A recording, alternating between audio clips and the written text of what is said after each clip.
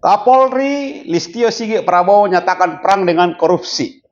Ya, selain perang dengan korupsi, Bapak Kapolri Listio Sigit Prabowo juga menyatakan perang terhadap judi online. Terima kasih, karena memang korupsi inilah salah satunya penyebab kemiskinan di Republik Indonesia. Kenapa demikian?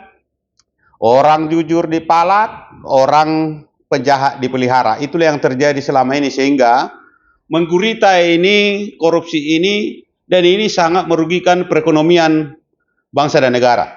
Oleh karena itu, saya acungkan jempol untuk Kapolri Listio Sigit Prabowo.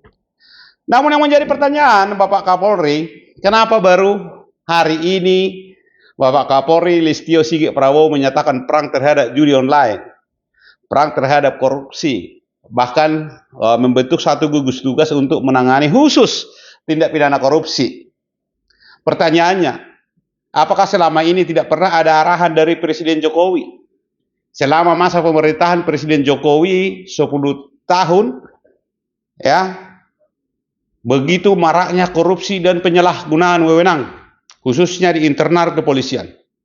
Saya harus katakan berulang-ulang, internal kepolisian harus direformasi.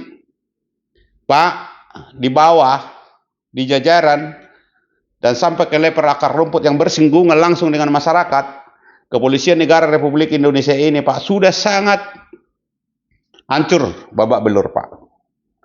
Yang baik dipaksa jahat, yang jahat dilindungi, itu yang terjadi, Pak. Bahkan terhadap saya sendiri, Pak, ada pengerusakan terhadap bangunan, ya Pak ya, ada perbuatan main hakim sendiri.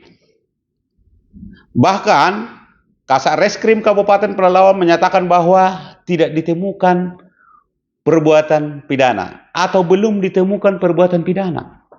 Apakah ini bukan bagian dari penyalahgunaan wewenang yang berpotensi menerima suap atau gratifikasi? Inilah yang menurut saya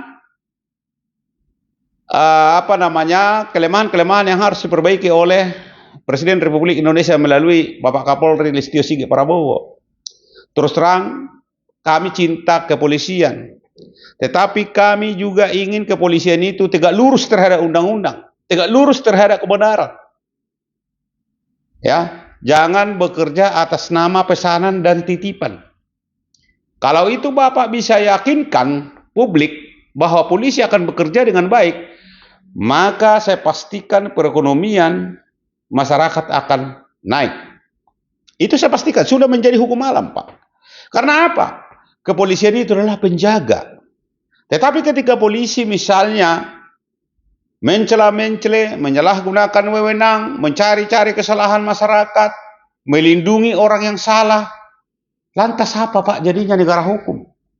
Inilah yang selalu saya teriakkan dan saya suarakan, baik itu melalui media sosial, baik juga melalui pertemuan-pertemuan formal yang melibatkan diskusi-diskusi informal. Ya, untuk itu terima kasih kepada Bapak Kapolri.